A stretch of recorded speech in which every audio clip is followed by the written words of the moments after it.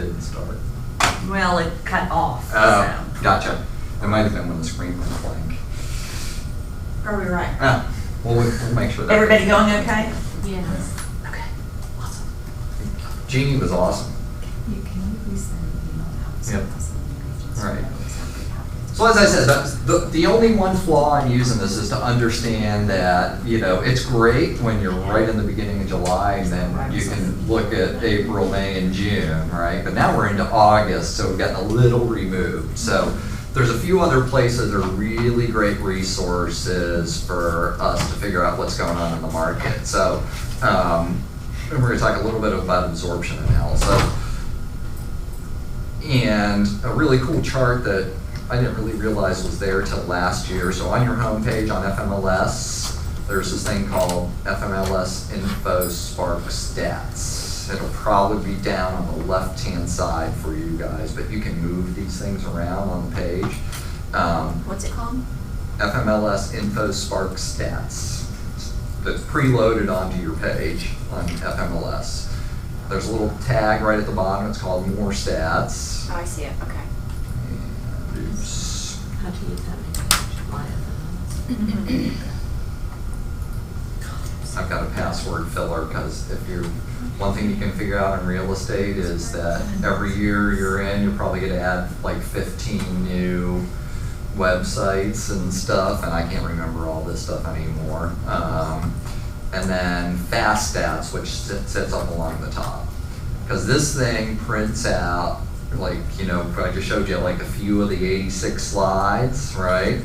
So this one, if we go to DeKalb, so I can view the entire DeKalb County report, or if I would just want to really look at 30338 where we are, because it breaks it all up by zip codes in here, look at 30338, prints out this super nifty one-page report that shows me a lot of what I want to talk to somebody about, right? So it's going to tell me, for example, here's the month of June, and here's the year to date, and here's detached, and here's attached. So it shows me month supply of inventory actually went down 13.2%. New listings were down by 32%.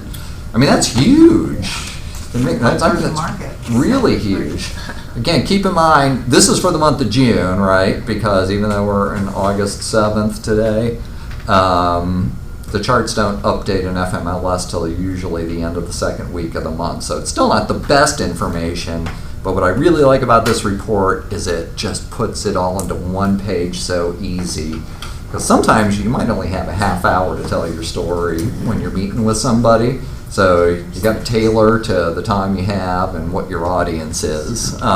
Tells you days on market is up 32%. Tells you average sales price is down 11%. And for the year, average sales price in 30338 is only up 1%. So remember that national story I told you? That Atlanta was the fourth highest market for price appreciation, like 4.6, 4.7%. Well, in 30338, that has not been the case. Like, finally, prices got so high, because prices rose really quickly down here. Starting in 2012, prices had already been starting to go up, whereas in further outlying counties, it was still taking them a little while to gear up, because there were so many values, prices had plunged so much in this area that you just couldn't make it. Because, I mean, the difference, like, you know, my house would sell for $250,000 more here than it would up in Forsyth County where I live, you know, and it's just a huge disparity in pricing based on location, because this is a super hot area to be in overall. But this one, you know, percent of list price received, 98.4% year to date. I mean, that's a fantastic statistic, you know, overall. People are getting what they're looking for. It's got days on market until sale is 37. So all of those ones that are priced correctly and selling an average of 10 days here, we were just looking at that stat, versus 175 days for the ones that aren't priced correctly, help to balance out the overall market. But really, really great slide to share with people. I think because it tells the tale of the tape very quickly. And then this gives you median sales price since 2009. So it really tells you we were just about at the bottom of the barrel right here in 2012.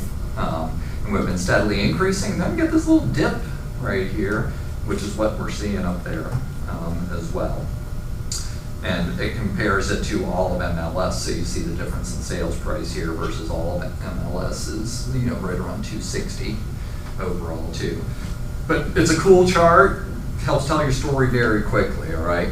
But again, it's June. I'm meeting with somebody on August 7th. And so what I want to do is take a look at a specific house for you guys and talk about how I would approach pricing on this one. So I sold this house to my client in 2015. What are you doing, putting in an actual address? Yeah. Yep. Okay, so you can do that, okay. Yep, go take FMLS classes if you haven't been here. So I sold this house to Chris in 2015 for $220,000. Last year, he was like, all right, I think I want to sell, you know. So I said, all right, great, you know, let's take a look. So really nice house, split level. Do you guys know Dorville at all?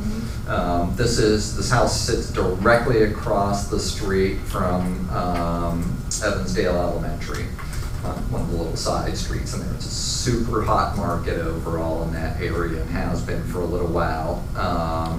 4 beds, 2 baths, split level. So we tried to sell it. He just was trying to get too much money for it at the time, and then his priorities changed. I mean, we had offers. We had a lot of investor offers because the house needs some work. If you put $50,000 into this house, it would be stunning because it's just all cosmetics in the house. The house is fundamentally solid, great side street. It's got a carport in it. You know, it's has a bonus room in it. It's got all sorts of nice features to it. The roof's good, the mechanicals are good, but I mean, Chris is like, he's the quintessential absent-minded computer professor guy who does not like to be outside. So, you know, it's like the lawn needed work. And I still with doing this, I was like, all right, Chris, you know, let's just go for the investor market. You know, like somebody who wants to tackle a project and be Chip and Joanna Gaines. I think we can find a young couple who wants to be here and who wasn't extremely motivated to sell. So we started at 315 last year in April. This is my only failed listing ever. So You just put the address up in the bar and it came up? yeah, that's a speed bar in Matrix. Yeah. We just did the same thing, nothing came up. Anyway, it's Evans with an S, 2923. Did you put the zip too? Nope, No. just 2923 Evans, EVANS. You can just enter that, it'll probably pop up. But it's Evans Woods, Evan Woods. That's a speed bar. Kimberly Estates? Yep. So we started at 315, and we just kept dropping price to try to find where we wanted to be with this house. And we had offers from, actually was it Zillow? Or no, it was Open Door, because we'll shop our listings that haven't been out for a while. We'll go get offers from Zillow and Open Door, you know, I mean, they're buyers. So Mark Spain will buy, you know, too. We'll see if we can make it work. We still get paid, so I don't care who the buyer is. You know, we had an offer from Open Door. Originally, they came in at 270, and 3 months later, they came in at 295,000 because their algorithms had changed too. But that was, you know, before they were going to take out their repair stuff. And then he was like, you know what? I'm actually sort of stupid. I shouldn't sell this house. And I go, well, I sort of told you that, didn't I? And he's like, yeah. I said, because you're just sitting in the right place. Your house isn't going to deteriorate. Keep it in the position it's in. It's still a long-term great value. So he called me the other day. He's like, I'm thinking about doing it again. What do you think I could get for my house now? I said, well, have you done anything to it? He's like, no. I said, okay.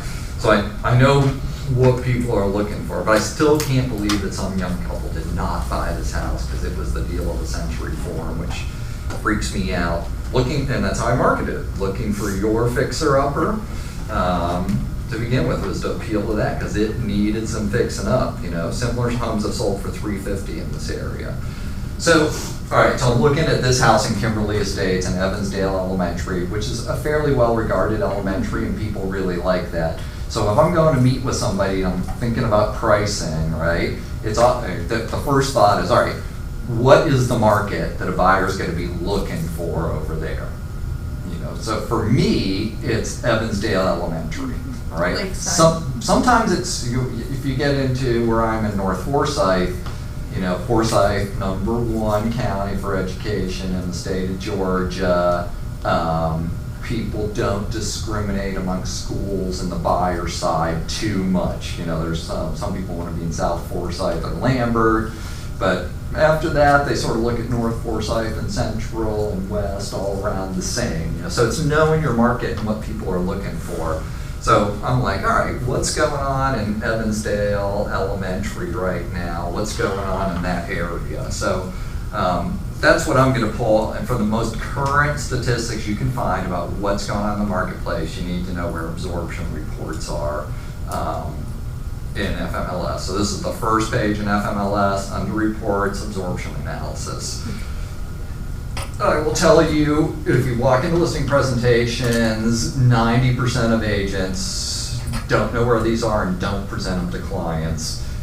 Single biggest reason I win listing presentations is talking to people about the facts, and absorption analysis is the one that rings their bell the most, right?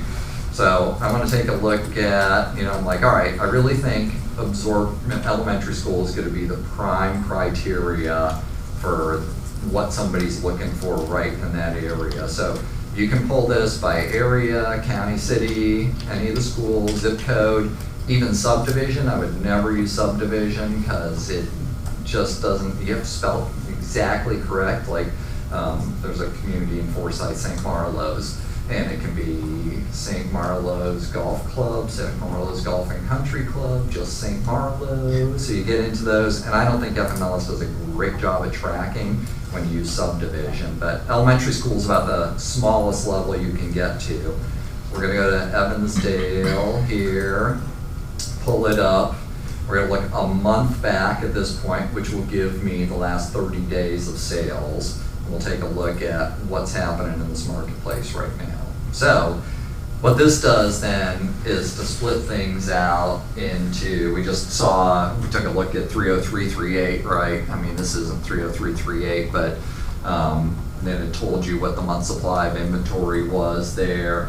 This gets you into the nitty gritty on details. So this is the place you should be. Oops. And that's not just for sellers. I would tell you, when I go out to show buyers homes, the first time I meet with somebody, and I would try to get buyers, like I say, listen, let's go see one house today, because you can only know so many if you haven't done sit down with a buyer somewhere else first. If you're meeting them at a house for the first time, you're showing them something, right? You only know so much about them, and I want to use the first time to build rapport, figure out exactly what they want, not the stuff that you can get necessarily over the phone. And sometimes you only talk to somebody for 2 minutes on the phone. So I'm going to spend time with them. So I'm going to bring, the MLS sheet, and I'm going to pull comp sales in the neighborhood, so that, because they're going to ask you, is this price? What's the price like for this house? Is this a good price? Da, da, da, da. I'm going to say, hey, here's what's sold in the last year and what's going on in this neighborhood. So I'll bring those two things with me. Second time I meet them, I'm on my process to educate them about the marketplace, and I'm going to bring the absorption analysis with me. And it's going to be, hey, listen, I need you to understand the market. I want to work with you. You've signed a buyer's agreement with me, hopefully by that point in time, right? But you've always got to prove your knowledge to people in real estate, because nobody needs you to buy a house in particular. Nobody needs you to sell a house either. The only way you're going to get that is, by cementing that relationship with them. So facts and statistics make you seem smarter and more credible. Use these. So if I start looking, and last year we started at 314, ended up going to 280. This shows me the last month. So we've got right now overall in Evansdale Elementary 1 month, 1 month supply of inventory.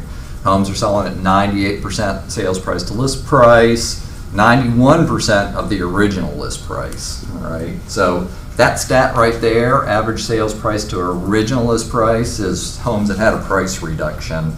So if they started at 300, then they went to 275, which is, I don't know, what's that, an 8% reduction, and then they finally sell at 260, or to be what the sales price was to the original list price ratio. So this tells me in Evansdale right now, 5 sales in the last month, 6 homes on the market. They sold in 36 days.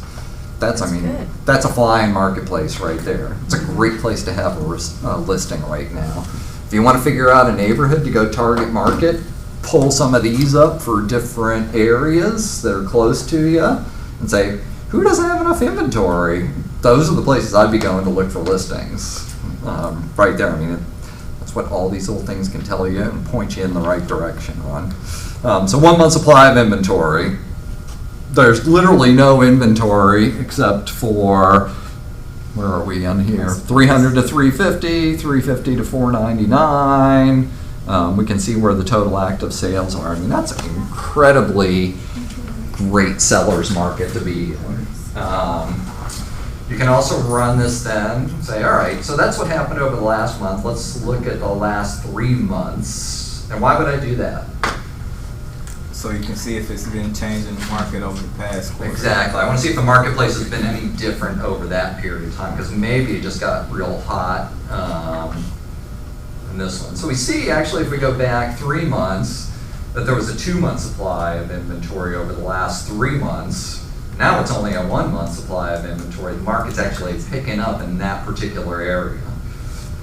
Some of that's a little seasonal, and it's actually, I think when the stats come out, they're going to show that we actually sold more homes in Metro Atlanta in July than we did in June. June is typically the #1 sales month, and May and July are 2 and 3. They reverse, in there, and April and August go down, right? Because we sell almost twice as many homes in June as we do in January. It's usually, just almost double.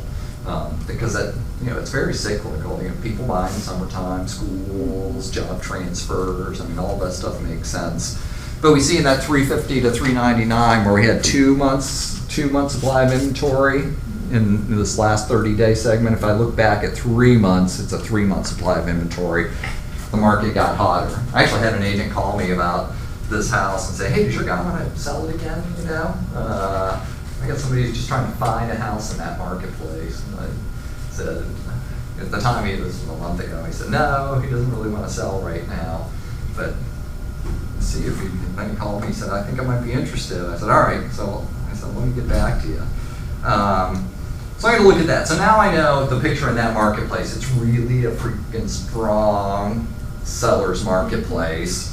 So the next thing I've got to do then is to take a look at, all right, what is going on with Evansdale Elementary in terms of what's been selling in that marketplace? How does my home comp right now from what's happening? So I'm going to look at DeKalb and I'm going to look at Evansdale again. And I'm going to look at, I don't know, nothing coming soon. What's under contract? There's 5 more under contract. I want to see what's, there's probably nothing on hold, but I want to see what's withdrawn, expired, and closed. And I only really want to look at the last 90 days here. Whoops, what was that about? Did I do that right? I saw 634 matches pop. Okay, close. All right. I'm going to see the results. I'm going to sort this. All right. So I'm going to say, what's on the marketplace right now? We got 6 homes priced from $313 to $479. Okay. Then I'm going to see what's under contract. Oh, here's one right next door, basically, because we're on Evans Woods. This one's on Evans Woods at $310. That house looks reasonably similar to what I just showed you, but it's 2,800 square feet.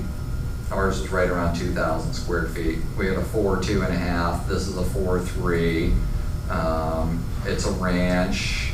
Welcome home to a rare find. But what I'm really going to look for here when I'm looking at comps is what's a reasonable comp for my guy. I know he's not selling at $479, and I know with all the work in that house, maybe 379 if it was fixed up. So I really want to know what the upper end on that marketplace is going to be. I'll start to look through now the individual comps, right? So we knew the big picture, homes overall rose in price in Metro Atlanta. We looked at now the elementary school district. We know it's a super hot market. Now I got to get into, if I'm going to price this house, what are the listings that I've got to look at so I can really come up with what value is here. And this is the same process in that's my approach at least, and everything you do is, you're just narrowing down. You're understanding the big picture so you can talk to your person about what's going on in the marketplace. Now you got to figure out where this house slots in to the big picture here. Before you go on the comps, do you mind if we do a bathroom break? I didn't want to miss anything. Yeah, where are we? Yeah, why don't we do 10 minutes? All right, thank you. Sound good? Mm-hmm. All right, cool. What? And guys, I have salsa back there for y'all to have and s'mores treats. They were delicious, delicious. Thank you. You're welcome. Were you talking I did get a doggone it, I thought I missed, Over. sorry. No, you're fine. Are you Yeah. You're still there? You can find out. I did active. Look, I was like, I want to go to the bathroom, but I want to. That's one thing I really want to see. Just go do it. I think I did. Yeah. All All right, that's great. Okay. Thanks, Matt. I need to borrow, for those of you who have given the sheet of many colors where you check off, can I borrow it? Because I need to just kind of see where everybody is. If y'all just make a pile for me there, and I'll have it done before class. Okay. Where, like, order a name badge, do this, do that. Oh, you know what? I just got some damn things. Okay. Wow. When did the offer come in yesterday? Okay. So you're doing it started today?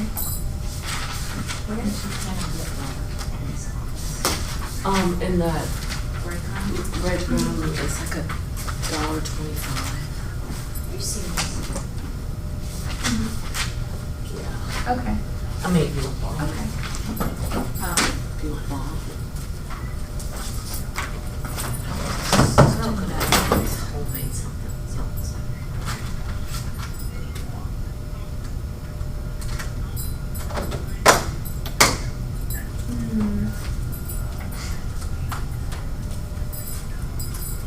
Mm-hmm.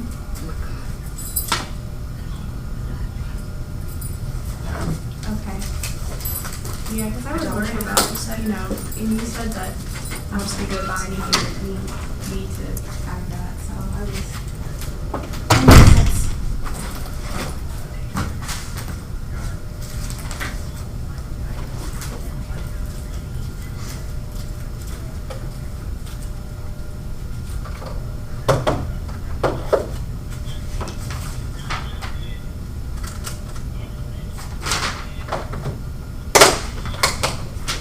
That makes sense. That makes sense.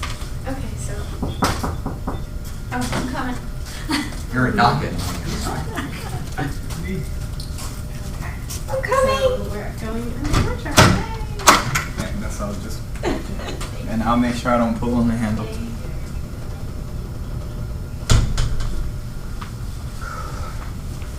Great class so far.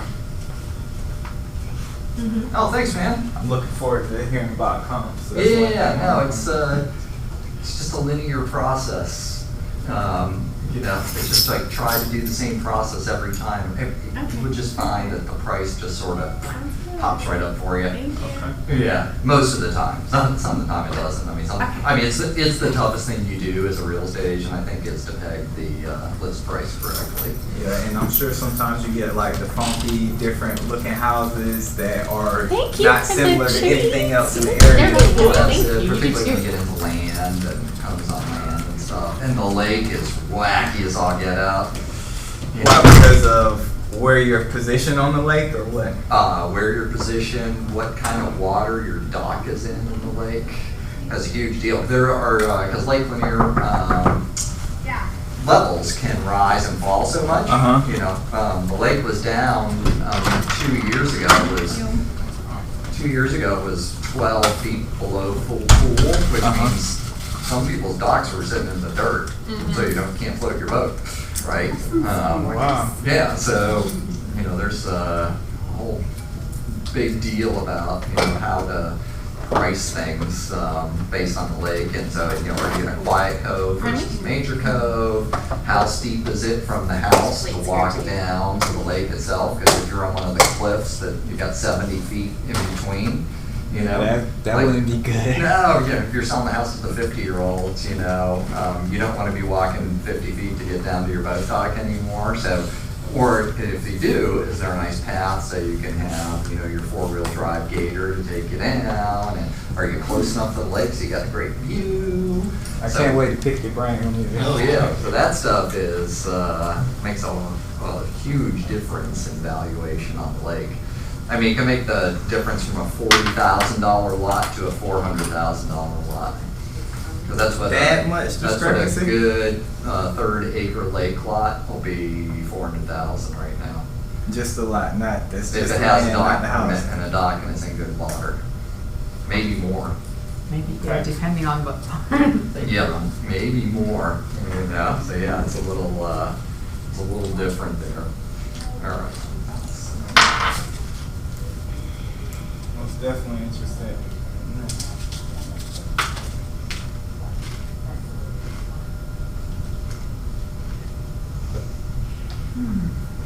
Is there a reason why you put these chips in the bowl, or? I thought they were all gonna fit. I was just, uh, you can use whichever chip. I'll say those. And thank you. You're welcome. The salsa's all fresh ingredients. Oh my gosh, it's so good. I found the recipe on Pinterest. I'm the queen of salsa. Are you? I'm Mexican, so we have to. Are you really? Yes. Everything has to have some spice into it. I'm with you on that. I put like fresh jalapenos. My neighbor, he brought over some. He grew. Almost killed myself one day. I can't remember what it. I don't know. So spicy. Yeah, it was some type of peppers. I'm chopping them up. I had 2 or 3 of those things. and I Habanero? could Was it barely habanero? eat it. I was sweating. It was bad. I love I it. heard fresh salsa. Oh, Gotta hop on. Thank you. H&M. Turn down food. I'm impressed. It was Part of probably real last estate is year. fresh. Sauce And and it was treats and It's so good. Yeah, this is I'm very outstanding. impressed. Okay, I'm gonna have some too. It smells wonderful. It does, doesn't it? just a chip lunch for Wayne. That's just Tiffany's salsa. gonna, like, anybody who cooks for me is. That's it. Best friends for life. So I YouTube these. Tiffany, you like to bake? I love everything.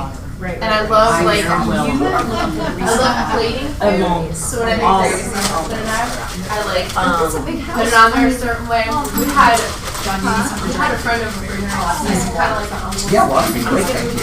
And he Yeah, does not had him over for dinner yet.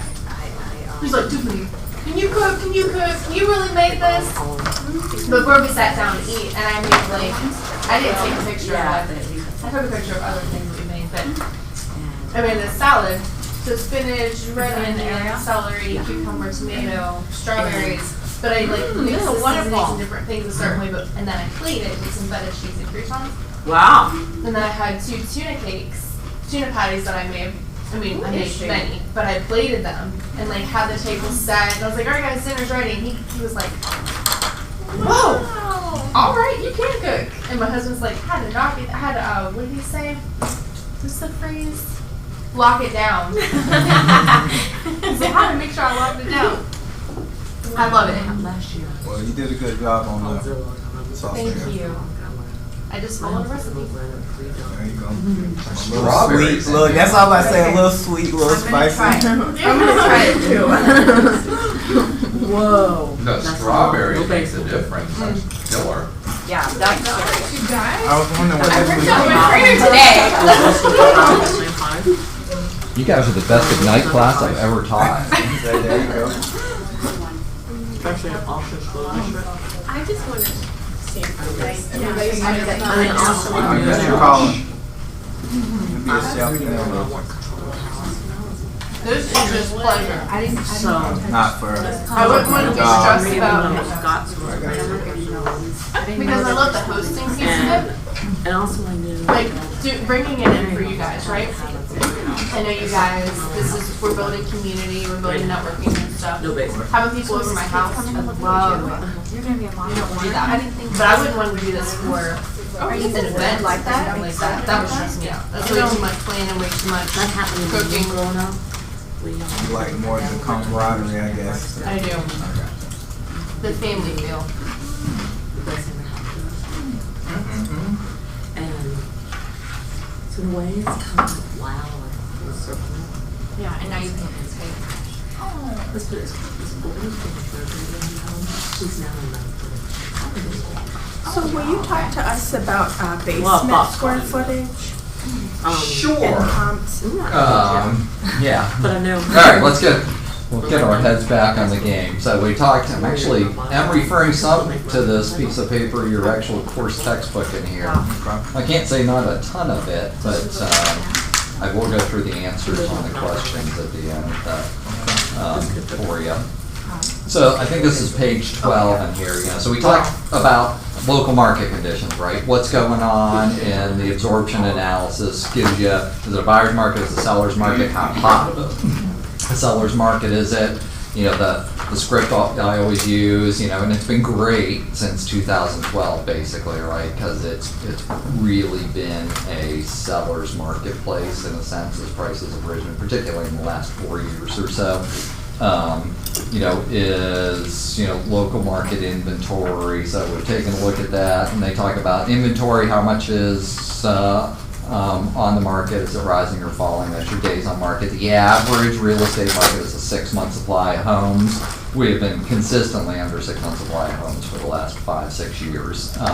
Days on market, how long it's taking properties to sell. Price per square foot is the other one, right? So in my chart, I pull up current price per square foot. It's right up there.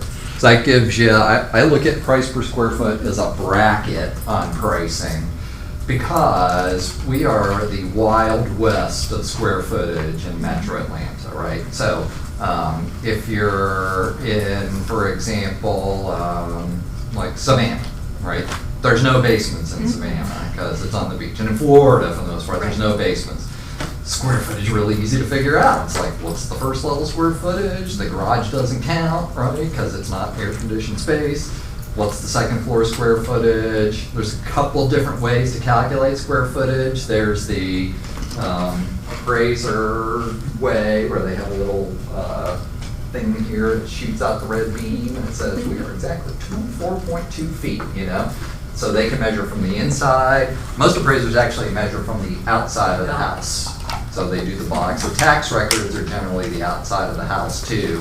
But there are, or the homeowner can do it themselves, and did they count the closet? Because that actually does count, or not. So there's lots of little ways to do it. But the biggest one that throws you off in Metro Atlanta is basements, right? So if the tax record is correct and the basement is finished, it's included in the square footage. If you finish your unfinished basement, did you pull a permit? Maybe yes, maybe no. If you pulled a permit, and the county did their job, they added it into your square footage, right? If you didn't pull a permit, And you can check that on the you can check. I'll show you on one of these. But you can, it's included. If you didn't, the county doesn't know, so they don't include the basement square footage ever if it's unfinished. So, and the other way that they got square footage in the county tax records was when the guy stopped out that day from the county and the building plans were approved, right? They just went with the builder's building plans, and a builder can say a 2,800 square foot house and it's really 2,625 square feet because of the way they measure too. So, those sources of information are always not the best. I always ask my sellers, I said, listen, if I sold in the house, I'm like, from when you bought the house, you got an appraisal. What does the appraisal say for your square footage? You should still have a record of that. That's the single best way, because I'm always, I'm a listing agent, trying to get more square footage for my sellers. So their last appraisal they had done, or if they refied, it's just hit and miss.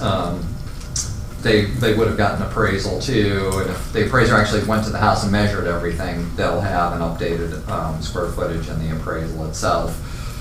They do a lot of desktop appraisals now, because the market's gotten better. We quit doing those completely, but now they're getting better. So I've had desktop approval on loans where there's an appraisal waiver, they never send an appraiser out to the house anymore.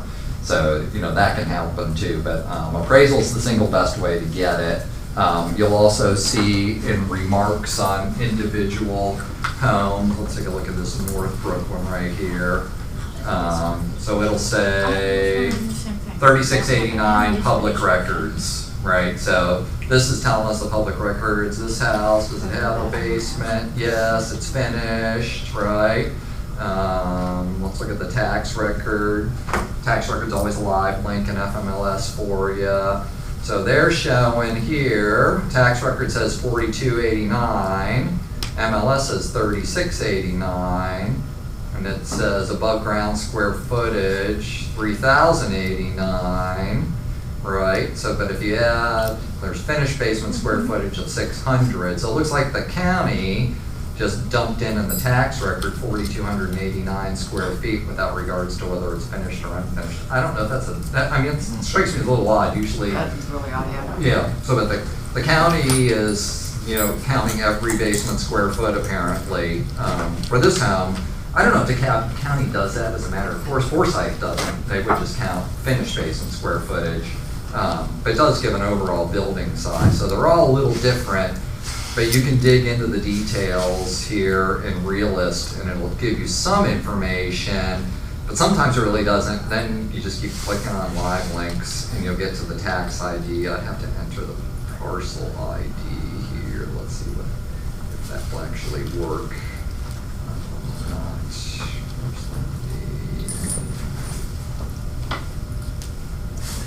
See if it pops up for us, because they actually put a map in the parcel ID. So. Yeah, so they give you a little more breakdown right here, 3,089 with an unfinished basement, finished basements, detailed property data. It's so funny when you read that, because when you go back to the actual listing, that one that was 4,200 was really the house plus the basement, and then they added the basement back in to give you more square footage. Yeah. So you can't really, you can't always go find the. Exactly. So what you really have to do when you're getting into specific comps, and particularly in neighborhoods where there's basements and not neighborhoods, is really try to compare apples to apples and make sure you get the square footage right by diving into the tax record a little deeper, is what it is. But again, I'm going to tell you to use price per square foot more just in terms of bracketing to figure out if there's something wacky going on. So How did you pull up price per square foot? all right, so in any of these charts, you can update the information. So, for example, this one's just the normal one that pulls up. I have one if I want to see what the schools are. It'll pop up all the schools for me. So you can make these charts have all the information that you want to. In that area? Let me show you how you do it. So right here, this has everything in the world to me. It has images, what date was it listed, expire date, closing date. love that. Not the chart that I use overall. But any of these, if I wanted to, for example, add a new column here, cancel, sorry. So list price, get the four-way arrow, left click, Add square footage. insert column, remove column. So if I want to do this, so it's got square footage on here, it's got current price per square foot, but let's say I want to add closing costs paid by seller, which that's a good thing to know, right? Or costs paid by seller, I think it's called. Cost paid by seller, you can apply, and it'll add it into this, and when I get into my solds, I can see what costs were paid by the seller. And then I can save this up here in a little gear. So this is why go take an FMLS Matrix 101 class, because you learn all these little shortcuts. That's why I have different ones of these saved, because like this says doc, and like sometimes you can't.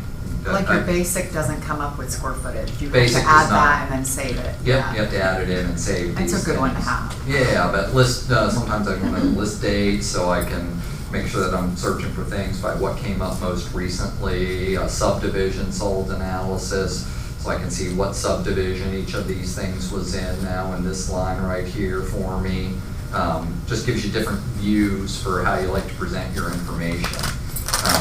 And that's people talk to you about the 80-20 rule in real estate yet, you know? Yeah. So 20% of your activity produces 80% of your income, right? But gaining your knowledge base, it allows you to go from like, you can spend a lot of time on figuring stuff out when you first start, is try to figure it out as much as possible and spend your first 6 months doing that, and then you can, or first 3 months, whatever it is, you can really concentrate on those 20% of your activities, which is lead generation, leads to 80% of your business, getting this stuff out of the way and figuring out where to go for information, how to present it, and I only look at 3 reports every month to be able to talk to people about real estate, really. It was that first green sheet I showed you about, what's going on in the marketplace versus last year. That's the big one for me. I just pull information out of that so I can always talk to people top of mind. And that's what... And that's on FMLS. That was the one you pulled up on FMLS. Yeah, that was FMLS, yeah. So that, just those few little things right there, but knowing how to do this one. But so that's where I use price per square foot, though, was our question here. So I look at just the range of prices. So on the actives, we're 127 to 180. On the closed, we're 96 to 138. So the first thing that strikes me, I'm like, why is this house priced at $179 a square foot? So that's sort of an outlier in pricing, and there might really be a reason for it. I just don't know what it is yet. But that sort of draws my eye, so I click to it. I'm like, all right, this public records, but it's no basement, so it's sort of a small house, and I'm gonna look through the pictures real quick, and I'll look through all of them at once. I'm like, all right, not really updated. Parquet floor's been painted, older fixtures, tile kitchen. It's sold? Laminate counters. No, this is active. Formica counters, FHA carpeting. That does look like a basement to me, even though it doesn't say that it has a basement. See, there is a basement. So whatever the agent is here didn't do a great job, because it's a drawing under garage, right? So that house on the surface seems fairly overpriced to me at that price per square foot. That just sort of draws my eyes. Somebody had a question before, John? You were going to ask a question? I was going to ask you about the save feature, but I ended up seeing it right there at the bottom with action. And refine and save, that's how you save? It's up here in It's on that wheel. this gear, right up here. Oh, okay. Yeah, you just, if you wanted to save this one, set the current display, or reset, or That probably save this button on the one. bottom is Same if you wanna changes, save this as a copy. Oh, okay. Save down here has to do with, if I want to save this as a search for somebody, set them up on a portal in FMLS. So, all right. So I'm looking at this overall. So now I got a good idea of what's going on in Evansdale Elementary over the last 3 months. And now I'm going to go through and go, all right, I've got a split level home, right? What do we know about split level homes? They sell one third of the time. Yeah, they're a weirder thing for buyers to get their head around in our marketplace traditionally. Split levels have sort of a stigma about them in a sense. Most people would want a ranch or a traditional 2-story. They don't want going down the steps, going up the steps.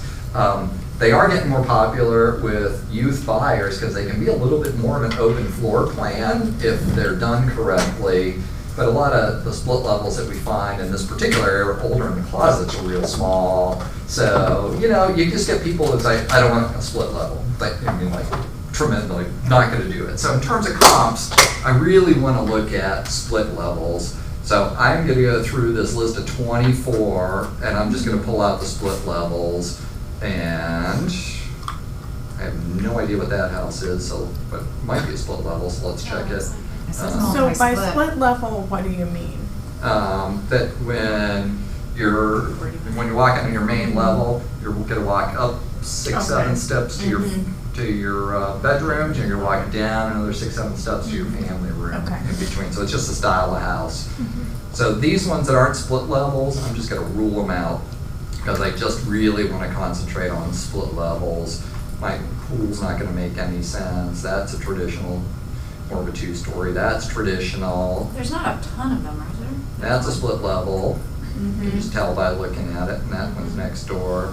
I might pull ranches just because they're somewhat similar to split levels. That's a split level. It's a little wacky. Contemporary. Yeah.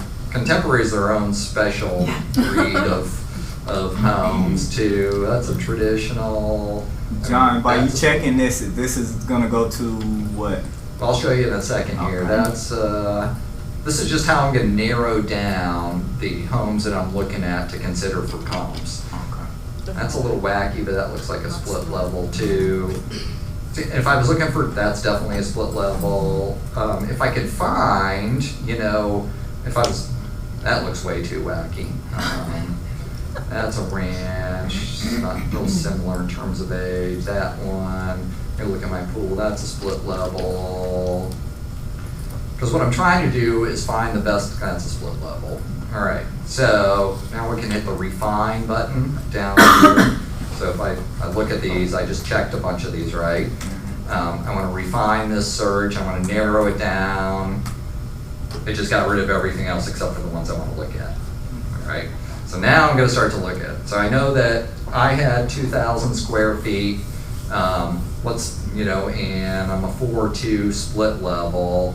So I'm starting to look at these like, all right, most of them are substantially bigger. This one on Evans Drive at 309 is right around the same price. This one in Lone Star, 1824.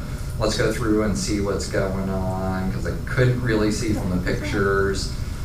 The more you do this, the better you get at going through. That probably is a split level because it's only got the 7 stairs going up. It looks like all hardwoods, looks pretty open, like somebody took a wall out, upgraded kitchen for sure. Like, all right, this is a nice comp, a little dated down there. First thing I noticed is they don't show the front of the house. They don't, And that right there is That the biggest always red does. flag of all. Exactly. Yeah. But you, So it must have horrible curb appeal. I don't know what the heck that is. Looks like some potting shed in the back. She shed.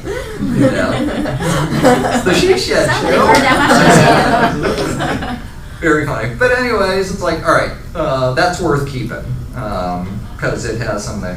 This one definitely worth keeping. I can just tell by looking at it, it's worth keeping what's going on. So, there it is. This is the same setup as my house that I'm looking at. Walk in the front door, go up the stairs to upstairs, take a left. You've got this family room right here, or living room. Then there's the dining room, right? They're using it as something else. Pretty much the same exact kitchen. You walk through the dining room into the kitchen. Floors look pretty decent right downstairs to this one. Here's the wall there.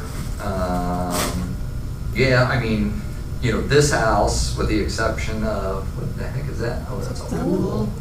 That's a little wild, huh? So this I'm going to keep. Very well maintained, open floor plan, spacious bed, overlooks in-down pool.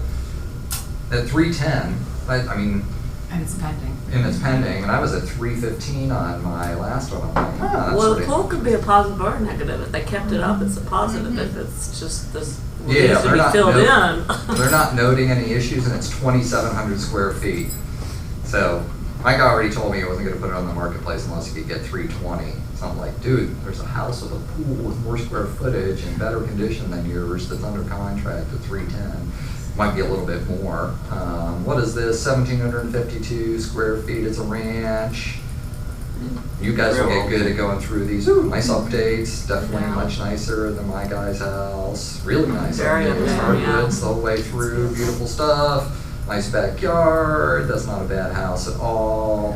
And it is 310. I don't see that my guy's getting 320 for his house. Contemporaries might be worth looking at. Now, John, on pendings, you do call the listing agent or the buyer's agent to see if they'll share any information of if it's over asking. I sure do. Yeah. Only if I think I need to, Yeah. I guess would be my deal. So one of these, so I've got 2 pendings, you know. It will always help if it's a KW agent because we'll just share information more freely. Most agents will call you back and say, hey, I'm looking at putting a house for sale, you know, on Evans Woods. I know that you're under contract, you come out at 310, you know, is your price in the ballpark, you know? And if agents are happy, they'll go, oh, we have multiple offers and we're selling for above list, they'll let you know right away. Or you can tell on this one on Evans Woods in particular that when we look at the history, it's like, all right, came on at 380, was pending, and then it was pending, it was back to active, then it was here, then it was pending again in July. It's like, what is going on with this house? But it started at 379. So they didn't price it right? No. That's what it sounds like? Well, I would Well, tell they did you- because they went under contract. Yeah, I would Well, tell they you on dropped this it to house, in 339. the area, and it was fixed up fairly decent and looked like it needed anything, that was probably the right price for it, because I know that street and what's going on it. But it must have had issues, like significant issues to go from active to pending, and then, you know, back, and having to go through that kind of a price drop. Something real wacky happened with that house, that's for sure.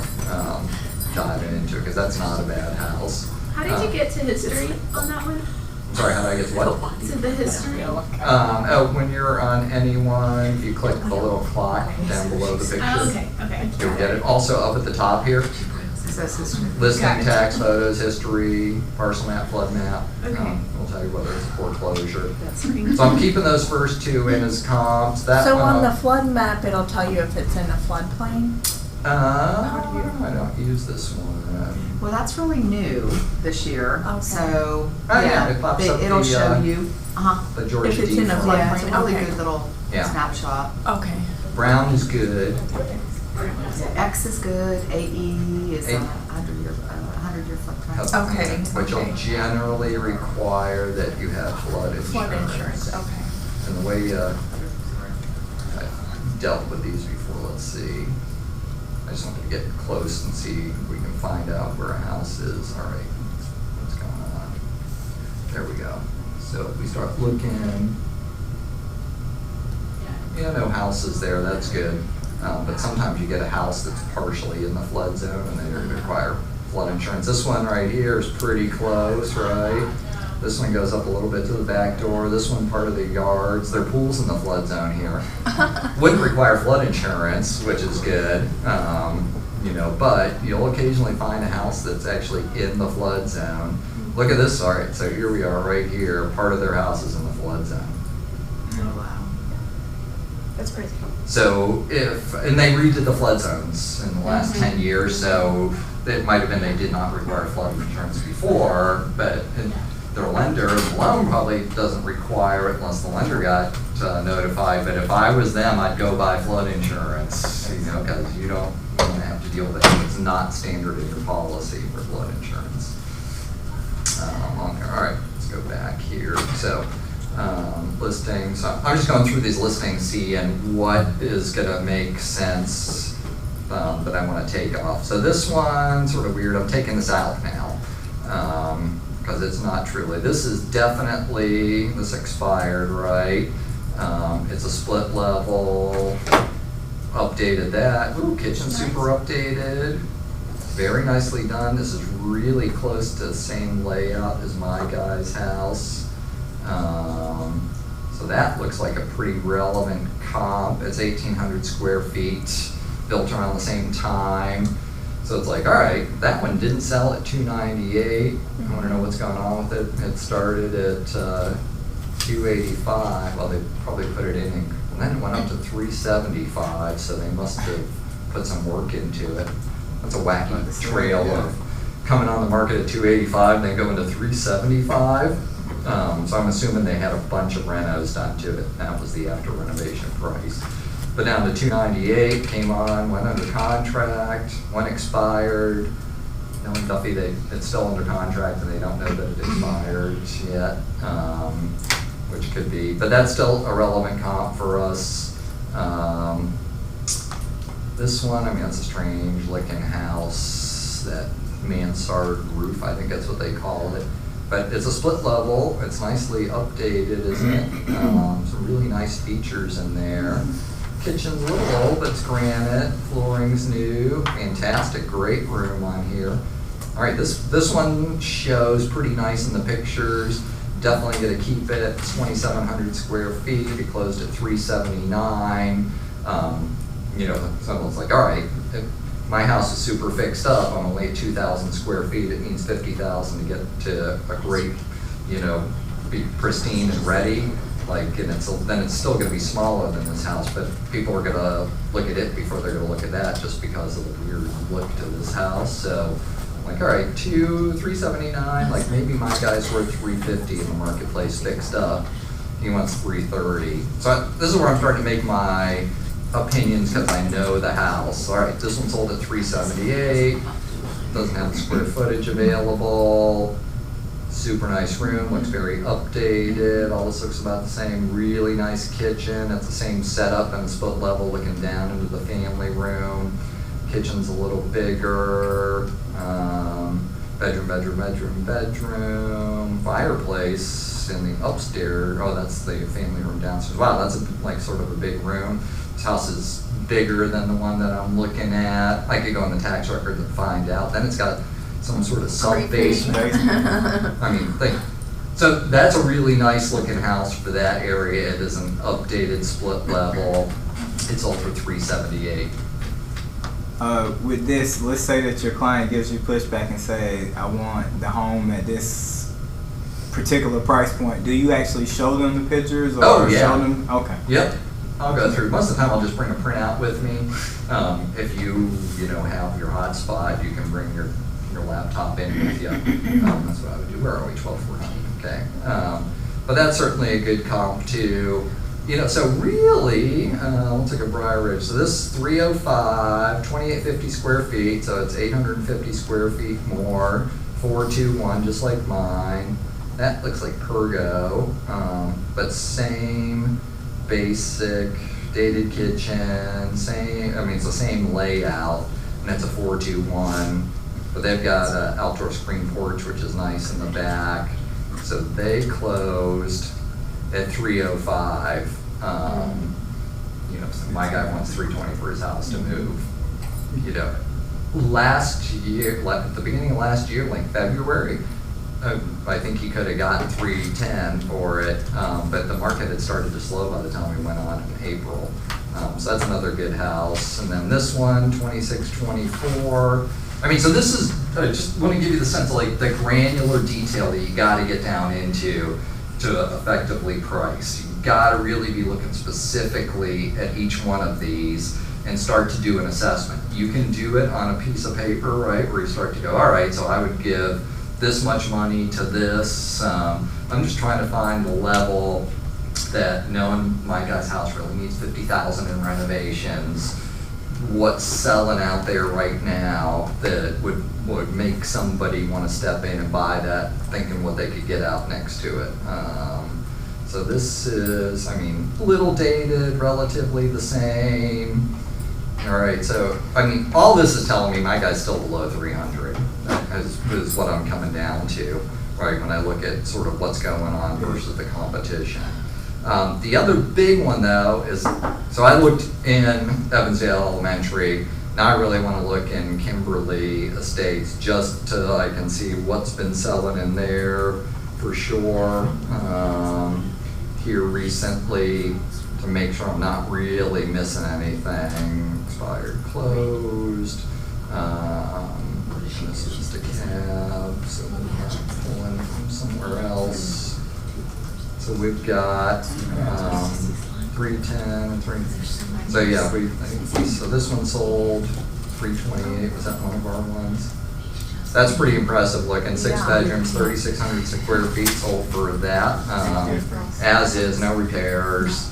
So there's obviously some stuff going on that, but Fixer Upper sold for 286 with a lot more square footage, even if that's the case. So I've got a specific idea now of what's going on, and that's where you're trying to get to. This one's a little trickier. Well, that's to- Lithonia.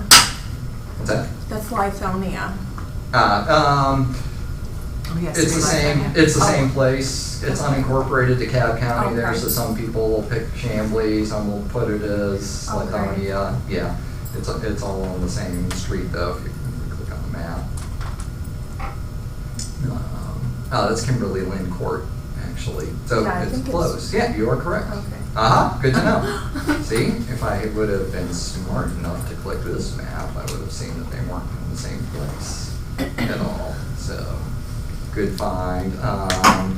Then maybe I just really want to make sure, and because people spell stuff wrong, I want to just put a little circle around this, clear out some of the rest of my criteria here, and see. Yeah, so if I look at that, maybe I go back to 365 here, so I can really make sure that I know what the heck's going on Evans Woods Drive. Oh, so this one pops up that we missed, right? When did it sell? Sold February 8th, so I was only looking originally at 3 months back. But again, just knowing the marketplace and what's going on in Kimberly Estates. So this, because this is why my guy called me, because the house next door sold for $440,000, right? And it's 1,936 square feet, and it's a 3-2, and he's got a 4-2-1. So, all right. So they obviously Like that. super Yeah, I never upgraded, did but that it's a one. split level with a carport, Great. which is what my guy has too. It's like, all right, that looks Chip and Joanna. They opened up a wall, put the beverage fridge, high-end appliances, they got the shiplap. They did some neat stuff here. Wow, Mac Daddy bathroom.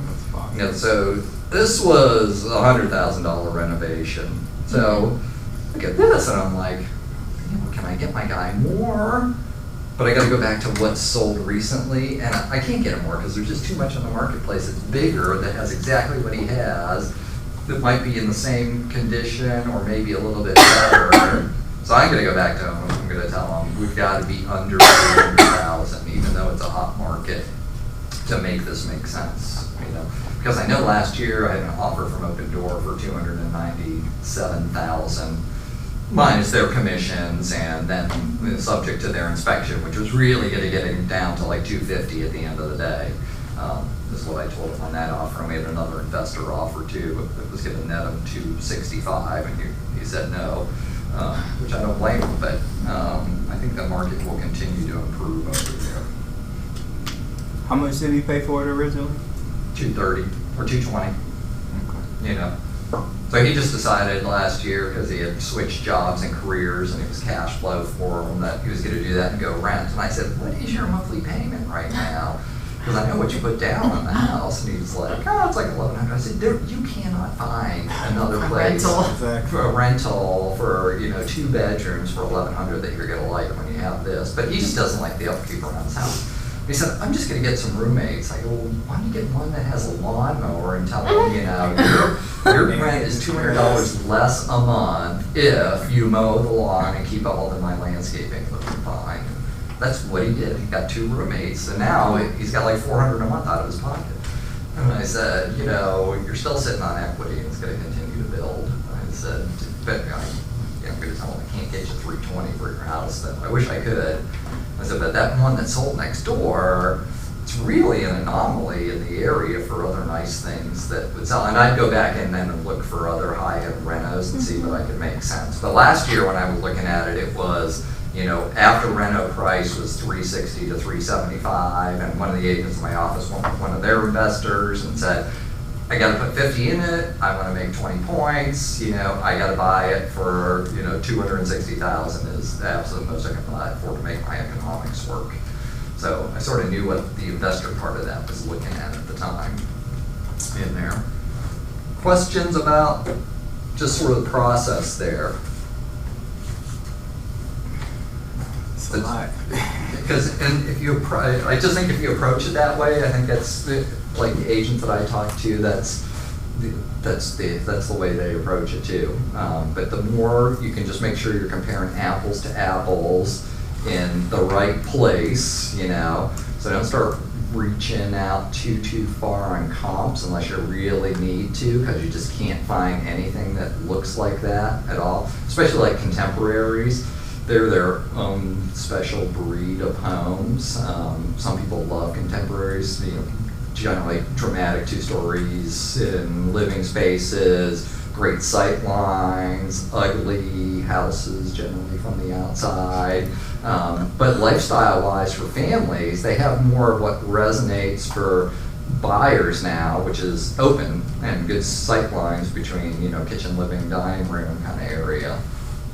What's the radius that you use as far as out from that home? So I would tell you, try to put yourself in the shoes of the buyer, because it differs in every situation. Like this one I told you, like my thinking was Evansdale Elementary, so I'm going to stay right in there for that particular one, so it doesn't go too far. If I'm in North Forsyth, my thinking, because I got people who, you know, who want to live up there because they like the more country 2-lane feel. For them, it's going to be proximity to 400 for their commute if they're working in Alpharetta or down here at the perimeter. Because today was not a bad day, like an hour and 15 minutes to get here. That's about the best that it ever is during drive time. Sometimes it's an hour and 45 minutes in drive time. And my commute is fine until you hit right around Haynesbridge, and you're heading south on 400, then it's just the parking lot. So today, not too bad, you know, and I think that's because everywhere in Fulton, they're having their school orientations today for high schools and middle schools, so everybody's taking their kids there, and they were on the side roads and not on 400. It'll all change next week, yeah. But my thought process up there is like, hey, you know, people don't care so much if they're on the east side or the west side of 400. They just need to be relatively close. So I would start looking and picking out school districts up there based on that proximity grid. Or I just draw a circle on the map and look within that area too.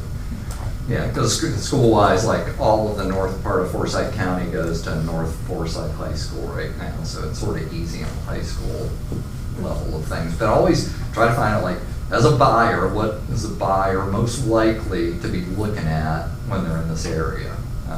You know, is it the school? Is it the zip code? Is it a particular city? Like there's a thing going on in Chamblee right now. You know, for long-term property value appreciation.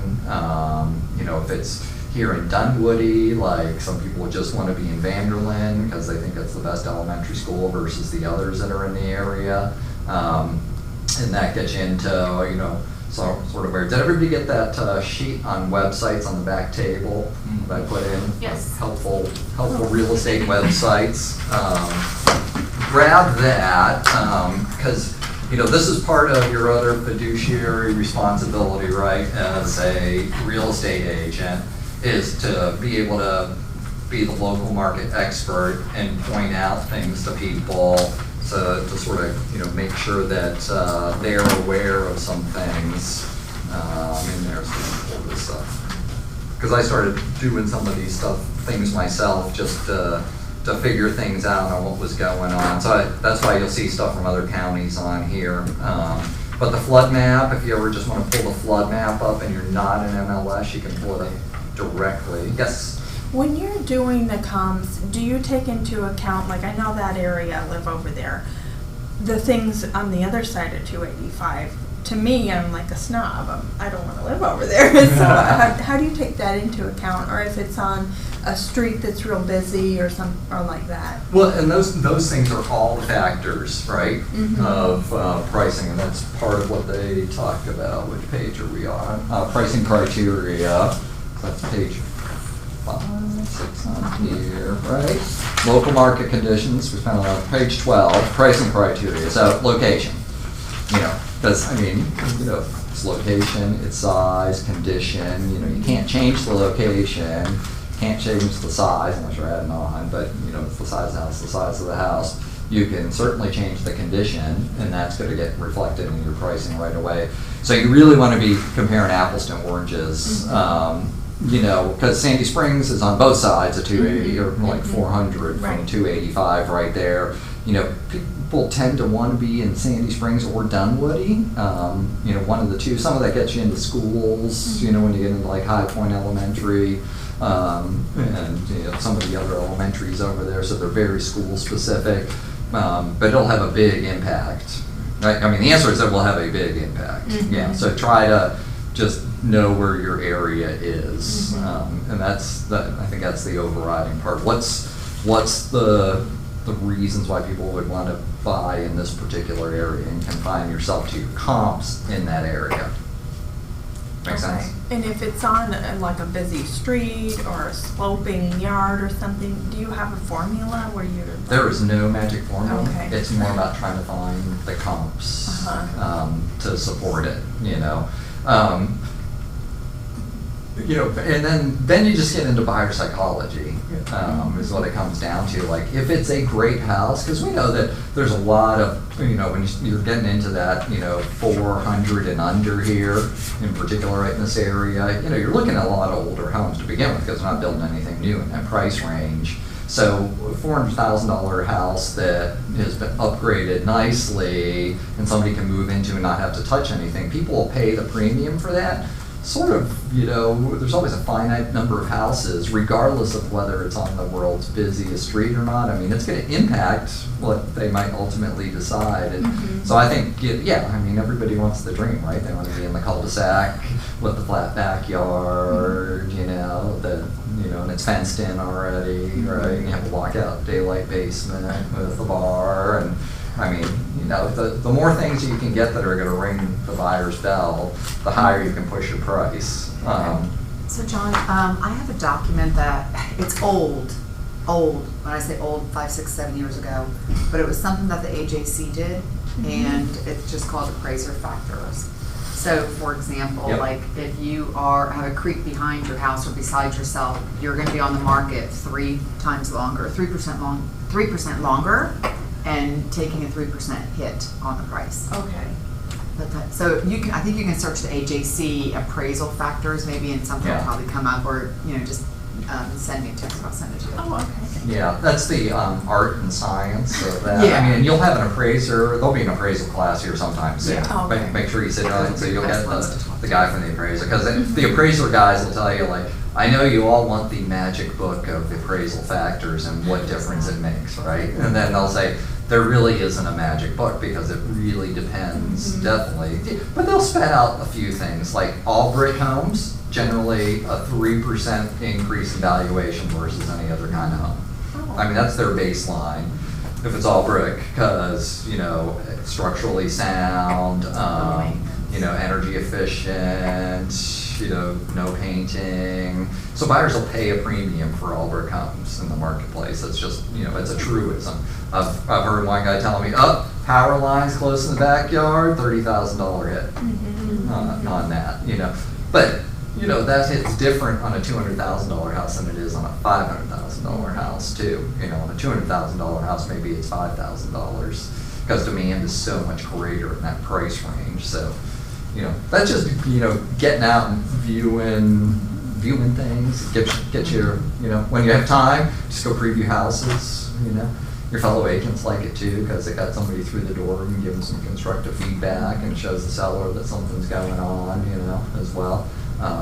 Those kinds of things will help out, you know, too. But yeah, most of it there's just no magic bullet for. You know, is the way that it works.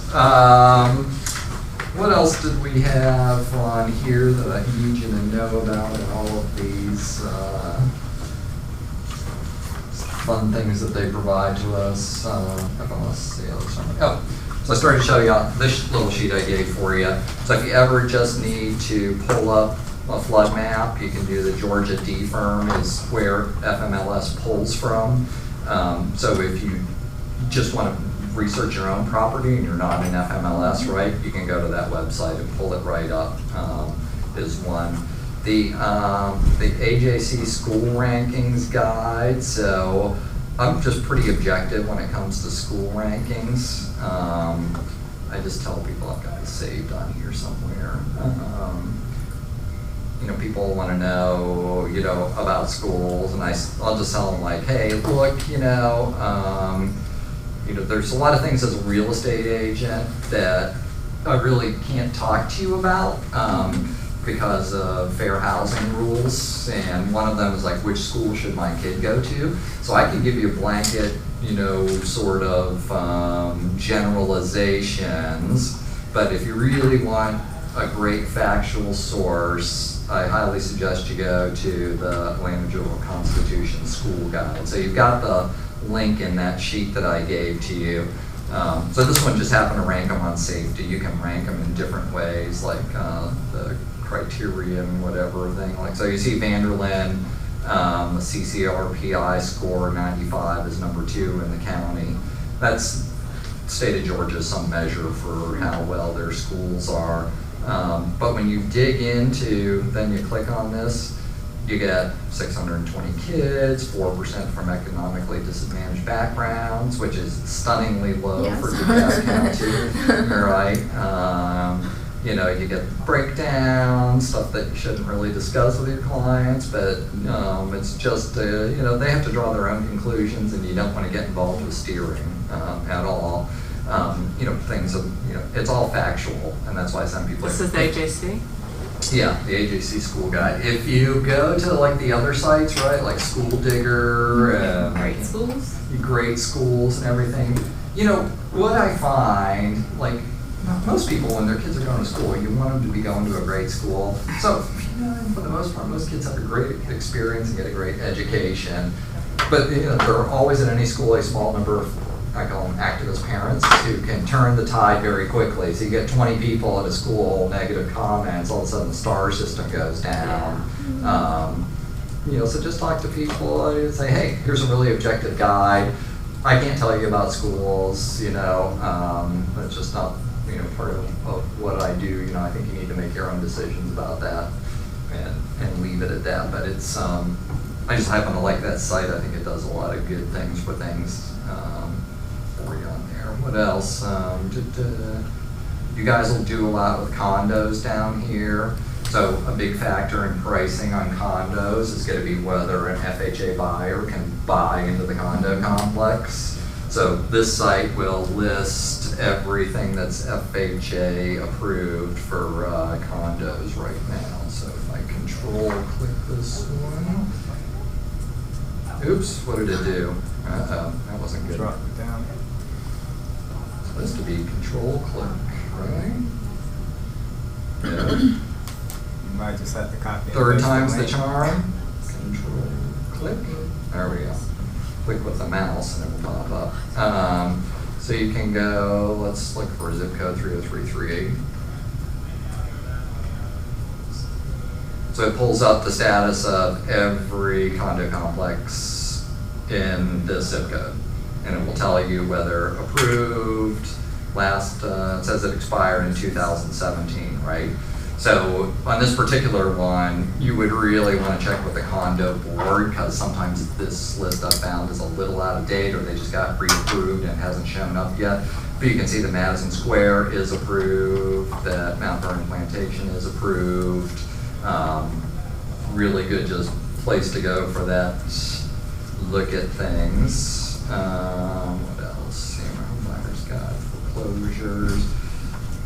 Preforeclosures.com. One thing that's always going to affect, not that it's huge in our marketplace right now, is what the status is on foreclosures close by. So if I look at 30338 and search, this pulls up public records. So I'll take a look at this if I'm in a neighborhood where I think foreclosure might be an issue, or somebody mentioned like, oh, the house down the street just went into foreclosure. You can pull these up and see what's going on in that area. So it's preforeclosures.com. So if let's get a 6 bed, 7 bath. What's that? Yes. The one off Mount Vernon Way. Highway. When you pull up, the information on it, it'll tell you, all these sites want to get you to pay. Yeah. To go the next step. Yeah, you guys will waste your time, just so you know, when you get that call from the investor people, right? Like, hey, I see you're a new agent, you know, I'm looking for somebody to help me to find, you know, identify properties that I can buy at foreclosure prices. That's all like, this, our managing broker said, like, that's the guy sitting at home at night in his shorts, watching, making money the easy way, buying and selling homes through tax liens, and part of what they pay $29.95 a month for is to get real estate agents' names who they can call to help them to find these properties. And you know what? If it's a pre-foreclosure, because in the state of Georgia, if you miss your mortgage payment, the bank can file for foreclosure on you, right? 95% of the time, you know, somebody's like, I missed my payment, or I made my payment now, we're all good. It ends up not being an issue. So the other part of the time when a bank is going to foreclose on somebody, you know, they auction off the property at the courthouse steps. This is sort of what this is trying to get people to pay $20 a month for, is to do that. So if that happens, people don't need a real estate agent because they have to pay cash on the courthouse steps for it, and you're not going to be involved in it. It's a giant rabbit hole, foreclosures are. So just say, oh, no, don't do that. If you find an investor who's referred to you by somebody in the office or a personal referral, and they're looking to get in and invest money in real estate, those clients can be golden. Because if they have money and they're looking for somebody with a great relationship, I have an agent who I know really well from Remax when I was over there, who got in with an investor. I mean, this was 4 years ago, she bought 52 properties with the investor. So it was just, they never went and saw a property. She'd show up, give them an initial assessment, they'd just look and see if it worked in their value schematic, and So you didn't have to go view the properties? yeah. That was it. So she went once, they made an offer, if they got it at the right price, they bought it, and then they come in and do stuff. So good investors are golden, but just don't chase yourself down the rabbit hole, I would say, with a lot of those. Talked about that stuff. All right, anybody have a property? We've got still 20 minutes. I have one. There we go. What's your property here? Is it active or not Yes, active? it's active. All right, let's take a look. Do you want the MLS number? Sure. Of the property? It's 6775-678. Oh, 8. 6775. 678. Is this your listing? Yeah. All right, so let's take a look. Go. 677. 657. I'm sorry. 657. 5678. All right, 657. there we go. All right, so Chamblee Dunwoody Road. All right, so we have 2016 newer construction. Is it sold yet? So No. okay, so it's brand new construction, right? Yeah. Elysian Point. So first thing I'm going to do for me is I'm going to look at Elysian Point and see what is sold in here. Very first thing I do on that kind of a property. Yeah, the next, the other. So there, it's Next. 4 new houses, yeah, I know exactly. And we'll just make that 1,000. Right. So we get a little bit. All right, so we're at 655, sold for 221 a square foot. We got 649, so we're at 3327, 3131. So right here, I've got my range of what's sold. These ones are a couple years, they're all built at the same time. Was this Yeah. finished later? Was this Sorry? finished later? Or was it finished? No, it's not finished. It's unfinished basement. That's what you're asking. Okay. Yeah. Yeah, but the house itself. Someone's been living in it, right? Oh, yeah. Yeah, it was built 2017. Okay, so 2017. Or 16, I'm sorry, 16. So a builder came on Chamblee Dunwoody, bought a tract of 2 Right. homes, and then subdivided it into 4 homes. Yep. These are all 4 new construction homes in Mhm. there, and this is Exactly. just one of those. This is just one of those. Gotcha, ones. all So right. it's right on Chamblee Dunwoody. So so it's been, how long's it been finished for? That was done, what, 2 years ago? 2016, yeah, 3 years ago. So it's just been It's sitting there uninhabited for, No, no, Oh, no, no, no. oh, it did sell. They closed Okay. at 6, yeah. So we sold at 575, right? Because now I'm looking at the history Oh, yeah, here. close, yeah, Yeah, it's been so- one owner. Yeah, so it sold, a little over 2 years ago for $575. But have so- they done anything since that? And they're expecting to make almost 100,000? The difference? Because I will take, so No. that's one They thing in didn't- buyer they approached the psychology. basement. Buyers will look, because buyers look at Yeah. Zillow, right? Yeah. So they know that, oh yeah, well, so-and-so bought this. I mean, I have one buyer, she's crazy. I've been looking at houses with her off and on for 5 years. Oh She so wants to buy like $1.5 million house for $1 million, you know? So she doesn't, it is what it is. One day I will sell her a house, right? But that'd be like, well, they paid this for it. And I'm like, okay, well, I mean, they paid that 5 years ago, so the house Yeah. isn't worth that anymore. I'm like, no, because all the prices in the area have gone up since there. So yeah, prices have gone up since then in that area. We do know that, right? So not a bizarre thing. What's the but really- latest sell on those for? Is anyone sold? Yeah. The house Yeah. next door just sold For So how we much? have, for 642. Yep, sold for 642, 649. You see cost listed by the seller. But the other ones, 642 had more square footage. Yep. And I don't know if the basement's finished because the, No, the basement was okay, but it has more square footage, so even if you That's just how take it that was. and do price per square foot, Yep. and then Okay, but what if calculate it that. had nicer upgrades? Well, let's look at the pictures, because That's if you're asking me, I'm gonna look at the pictures and see. Nice looking house, Nice. beautiful up there, Very contemporary, open floor plan, right? Yeah, pretty- Hardwoods, pretty nice similar. molding. Did you go inside of this one, Erica? Yes. Granite, little landing area. I mean, It's, looks like it's really similar. first So what was class. their, what was Then So their the argument? when I got the listing, it was still pending. Okay. Gotcha, Oh, alright. this one was? Yeah, the neighbor was pending. So So you're that's the one listing that's at 642. 655. What is their The argument? original, Why are they saying ours is worth more? basically, they kind of want to list it at that and just kind of negotiate from there. They want negotiation room, Mhm. which you don't get when you're on a main road.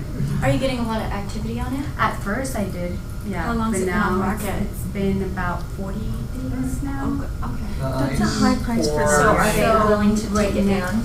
No. It's not a What's high that price. enclosure back there? It's No, how That was it's a porch not on the yet, back yeah. with a fireplace on it. Oh, okay, yeah, I was like, why is that? Oh, the fireplace. So that's sort of Oh, nice. it's a TV out there So too? there's a TV, Right, so here's my overall take on this house. Here's my overall take for you. Yeah. There is no reason other than price that it should not sell. Because Okay. it looks beautiful in the pictures, right?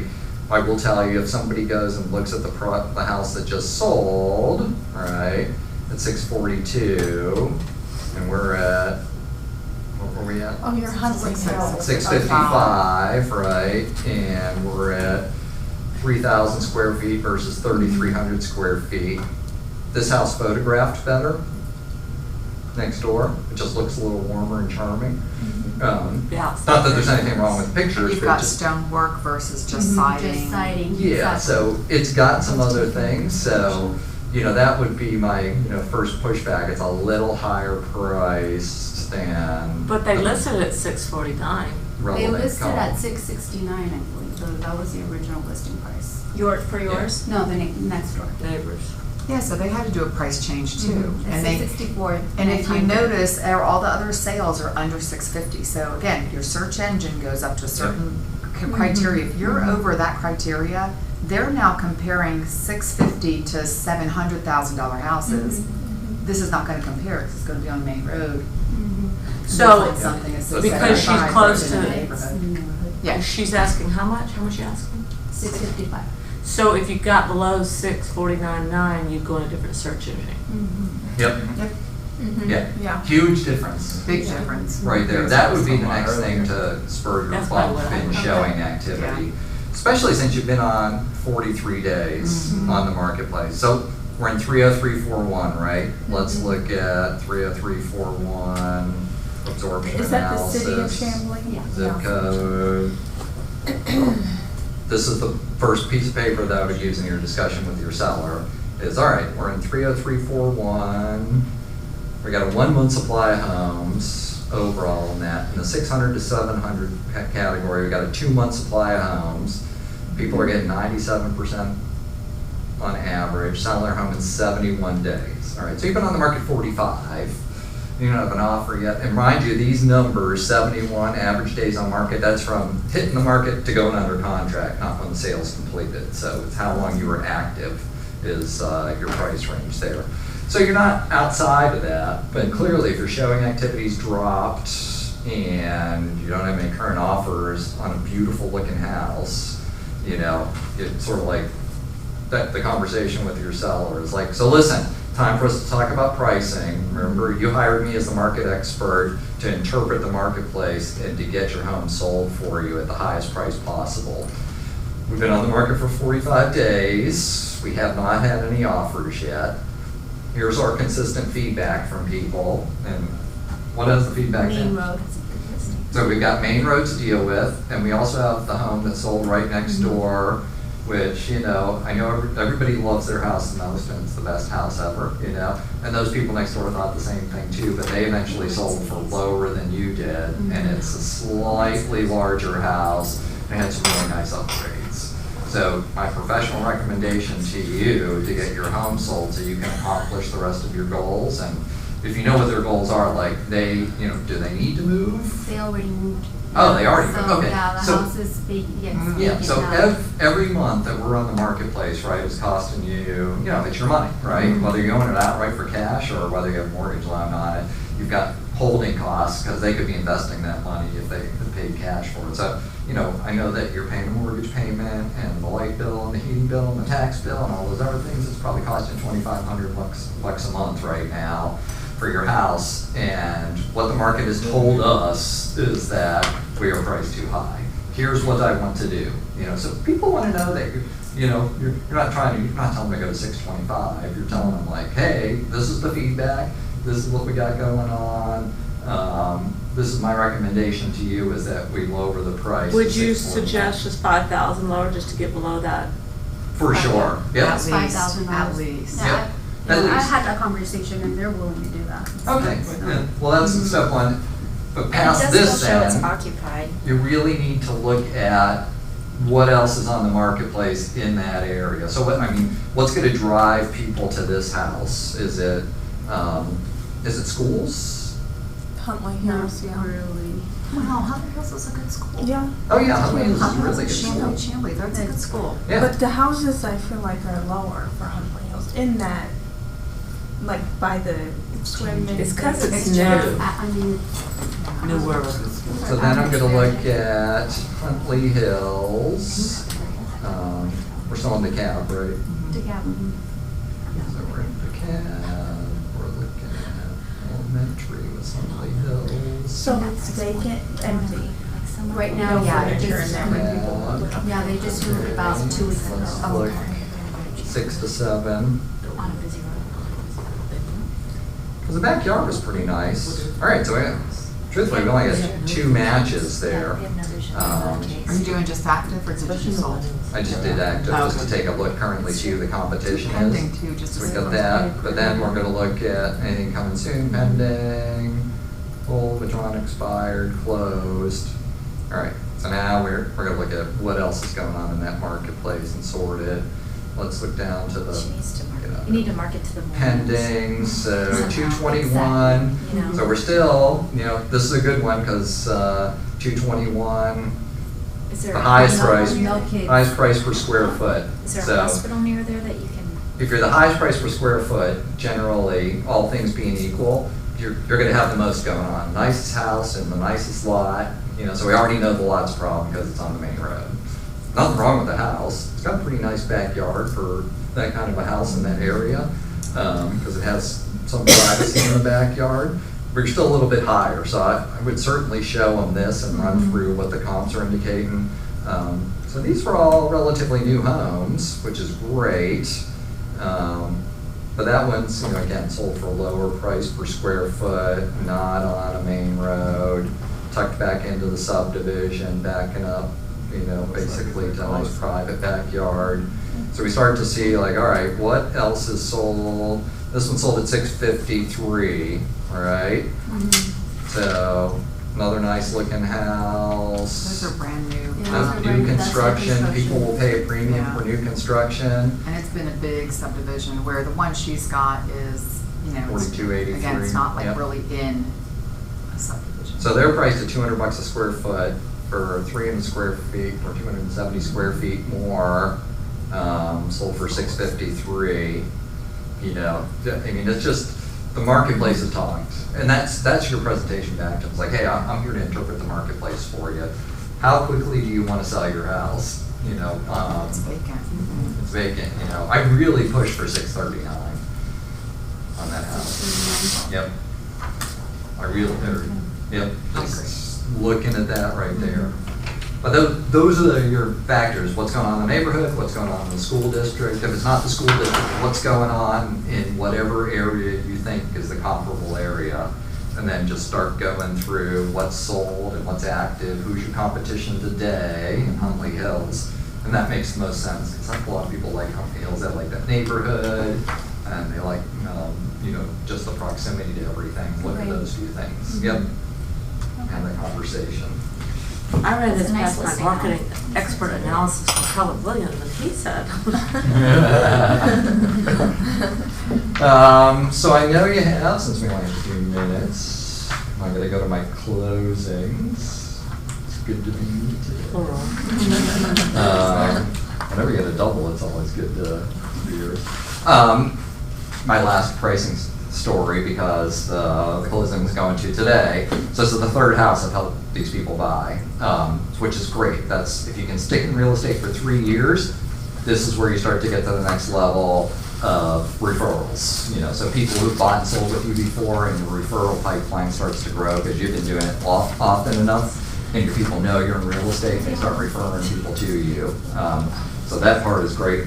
So they, you know, the last time I helped them buy their first house, and then we got into their second house, and they're like, yeah, we want to move, we need more space, we got a baby coming, you know. So I was, all right, here's what we want to do. We're going to go out and look at houses, and we're going to make sure that you know, if you got an offer on your house the first day, that we could find you the house that you would want to live in. All right, so we went out, had 4 houses in mind, put their house on the market, got an offer the second day, you know, so it's like, great, got under contract, went to the next people with a contingent contract, no kick out because we were already under contract, everything flowed like water. So this time they just decided they had to make it more challenging on me. Well, they went out, we found the house, put an offer in, their lender had said, yeah, you could probably buy the new one without having to sell yours, which was part of our discussion, like, listen, you know, and we didn't have, because we didn't go in with a sale contingency on their house, because their lender told them they could do it. Well, then the lender got into it and was like, no, they really need to sell in order to buy the new one. And we're like, oh, great, you know, and we weren't on the market yet. So I'm like, all right, so this dictates our pricing strategy, right? We've got to price sharp, but I know we can, you know, you have a really nice house and fixed it up great. But it was, they wanted to make things work on this house. So I still put them on right at the top of what I thought I could get them, because it's Roswell. And we had an offer in 3 days and got under contract and got rid of the kick-out contingency, and it's all gonna flow like that. But there were a lot of conversations in there about pricing and helping you accomplish your goals and what $5,000 really meant in the grand scheme of your life, both on the purchase side and on the selling their side. Like, you know, let's talk about this house in the marketplace and what you want to pay for it, because it has everything you want, but also let's talk about what we're going to get for your house. And, you know, because they wanted me to list it at $429, and I said, I really want to put you at $424.9. I want to get below $425. I think it's going to attract us a lot more buyers, which it does, because people segment into $25,000 increments a lot. And I said, what would it really cost you, you know, if you got $5,000 more, but you couldn't sell your house for 2 months? What would that mean? They're like, I couldn't buy the next house, right? And I'm like, yeah. I mean, so that's what would it mean first. And I said, but are you willing to not make this deal happen for the $25 a month in your mortgage payment? Because that's what we're really talking about here. If, you know, you sell and you're going to put that money down, the difference between $430 and $425, you got $5,000 more to put down in the next house, your mortgage payment only is going to move by $25. And I said, oh, Yes. that's a much better way to look at it. And I said, That yeah, I is. said, that's the forest through the trees. I'm looking at the tree, look at Forest. And I said, we got That's it. a great way to look at it.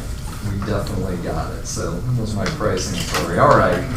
Let me, you guys have questions. I know that are in this shebang here somewhere. What is it, 3,000? All right, I think your first one, right? Why is it important to properly price a home to sell? These are your, right, you guys got the questions you have to answer for the test or something. Yeah. Because when you reduce price, it can drastically reduce what you can get for the house. A well-priced home creates interest, attracts buyers, generates showings, and produces offers all very quickly. 4 factors that drive price: Location, Location. condition, condition, size, Amenities? amenities. Yep, that's it. You know, what features that finished basement versus non-finished basement, and square footage, somebody's gonna pay more. You guys heard the shiny penny theory of real estate? 2 pennies on the ground, one's dirty, one's shiny. Which one do you pick up first? The shiny one, right? Because they're both worth the same amount. It's the same thing if you go out to see houses. If there's $455,000 houses, they're all roughly comparable, but one is on the main road and the other 2 aren't. Which one are you buying first? The one's not on the main road. So, you know, that's what it comes down to. So if you're a buyer, out with buyers, and they say, take me out to see some houses, show them the shiny pennies. Much more likely to sell than for them to buy. What is important about the window of opportunity? So we've talked around this, not those words. Window of opportunity. So part of it was most homes sell in the first 4 weeks. That was that one chart that started off with, you know, sell at the highest price in the first 4 weeks. The percentage of buyers who will look at a property increases and decreases in direct proportion to the property's price compared to the market value. Pricing above market does not get you showings. Pricing at or just below the market does. So if you have completely underpriced a property, you will get multiple offers on it because it will clearly stand out to every buyer that, whoa, this is a great value. And that's what you're trying to do in pricing it correctly to begin with. Maximize the sale price, try to get your clients the best return on investment they possibly can get. Why is a CMA important? That's what the whole thing was about. Designed to help you walk the seller through the comparative process that you went through to recommend the list price. And that's why I'm going to use an absorption analysis, this sheet right here, which you can, if you click on the box up top here, it'll click all those and you press print and you can print that sheet right out. It looks just like that. You don't have to export it into anything. It's super easy to do. So you take it with you, and that's your comp sheet to show with them. Like, this is what I looked at. Here's why I chose these comps, because they're in this elementary school district, and that's what people are going to be coming here to look at if they're looking at your house. They're going to see the things in this elementary school district. Then, how many new contacts in your KW database by the end of Ignite? 50. 200, it says. 200? That's what it says in here. That's the answer. How many contacts? I have would you- know 200. So remember, go through your phone, go through Facebook, I know. go through, let these people know. When I first started, I used Constant Contact, and I did a monthly newsletter and sent out to people. I just wanted people to know. I mean, most of my contacts are not in Atlanta, but they know people who live in Atlanta. So Some people are moving to Atlanta. exactly, so just let them know that that's what you're doing. All right, what can I answer for you? Anything?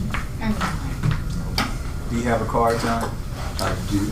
Most definitely will be calling. Somewhere. Yeah, anytime. I am always open for conversations, and I have a bunch of cards with me because I just ordered new ones and bringing them out. But I am here fairly often. I'll get your information. Too. Well, thank you. I'm happy to email that appraisal factor sheet to people if you guys want. Yeah, thank you all. We can call you with any questions. Yeah. Here, I'm sorry, because I have exactly 3 cards with me today. I asked for mine. Yeah, so anybody. Thank you. Oh, look First at come, you. first served. Isn't that cute? Oh, but everybody's business card, it's like, how does yours stand out? I know, yeah. Luckily, see, that's why I joined a team, because I don't like doing like the touchy-feely order this. I would never have had my picture on my John, card. give me one too, and then do you want me to also send you that appraisal factor sheet just for the holiday? Yeah, I would love it. In fact, just give me your email address and I'll do it, because I just have it right on a card, so I will shoot you a note Are and. you taking Mine is pictures? home Did you schedule deals with them? by Susan at I gmail.com. already did, Home deals by Hello Susan. Headshots, Uh-huh. was the Yeah. girl who came here. Susan, not She Susan. came Is it here? 150? Home deals Yeah. by Susan, there we go. Yeah. I At had to go to her gmail.com. office. SUSAN. Huh? Does that include anything? Home It's deals just by a picture. Susan.com. Yeah. Just the picture. Oh, at gmail.com. Yeah, but she And does she so edits the much to heck it. out of them. Yeah. She'll put fake eyelashes on you, don't she? Like, Great job today, John. Hey, cool. Hope you my enjoy hair. it. That is, she asked I'll tell me- you, I that's the had other some nice thing license about doing to post license with KW is that you get to hear from different voices. Because everybody's got a different spin on real estate. Like the way that I don't need to look. Jeannie does business is very different from the way that I do business. And very different from other ways that people are highly successful. I met a girl in Brazelton, because I was teaching a class down there last week, that she goes and specifically and looks for like rundown houses that nobody lives in Sandy Springs area, and she finds out in the tax record who it is, and she tries to get a phone number or write to them, and she'll go knock on their door, she can find out who it is and say, hey, I saw that your house, I'm interested in representing you to help you sell your lot if you thought about selling. She picked up 4 lot listings by doing that, just by driving around seeing dilapidated houses. I'm like, this is really. Okay, have you come to the end or not? Yes. All right, let me turn off the recording and I have to Gives you, do it. I think she gives you